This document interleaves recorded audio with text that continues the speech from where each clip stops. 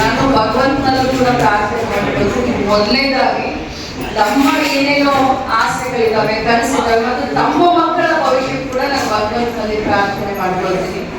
ಅದು ಸ್ಪೆಷಲಿ ಇವತ್ತು ಮಕ್ಕಳು ಈ ಒಂದು ಸಂಸ್ಥೆ, ನಾನು ಒಂದು ಅರ್ಧ ಗಂಟೆ ಕೂತ್ಕೊಂಡು ಎಲ್ಲರನ್ನ ಕೇಳಿದೆ, ಸಂಸ್ಥೆ ಆಗೋ ಬಗ್ಗೆ ಏನೇನು ಮಾಡ್ತೀರಾ, ಏನ್ ನಿಮ್ಮ ಕಾರ್ಯ ಚಟುವಟಿಕೆಗಳು ಅಂತ ಕೇಳಿದಾಗ ಸವಿಸ್ತಾರವಾಗಿ ನಮಗೆಲ್ಲ ತಿಳಿಸಿಕೊಟ್ರಿ. ಸರ್ಕಾರದ ಕಡೆಯಿಂದ ನಮ್ಮ ಅನುದಾನ ಜಾಸ್ತಿ ಆಗಿರ್ಬೋದು, ಟೀಚರ್ಸ್ಗಳ ಸಂಬಳ ಜಾಸ್ತಿ ಆಗಿರ್ಬೋದು, ಮಕ್ಕಳಿಗೆ ಸ್ಪೆಷಲ್ ಆಗಿ ಇನ್ನು ಏನಾದರೂ ನಾವು ಯೋಜನೆಯಲ್ಲಿ ಸೇರಿಸ್ಕೊಳ್ಬೋದಂತ ಖಂಡಿತವಾಗಿ ನಾವು ಸೀರಿಯಸ್ ಆಗಿ ವಿಚಾರ ಮಾಡ್ತೀವಿ. ಮಕ್ಕಳು ಚೆನ್ನಾಗಿ ಹಾಡಿದ್ದು ಅವಳು ಸತ್ಯ ಶಿವಂ ಸುಂದರಂ ಅಂತ ಎಲ್ಲಾದ್ರೂ ಯಾವ್ದಾದ್ರು ಕಾಂಪಿಟೇಷನ್ ಅಲ್ಲಿ ಕಳಿಸ್ಕೊಟ್ಟಿದ್ದಾರೆ. ಅವಳ ವಾಯ್ಸ್ ಕೇಳಿದ್ರೆ anybody can become a fan of her. So ಆ ರೀತಿ ಇದ್ದಾಳೆ.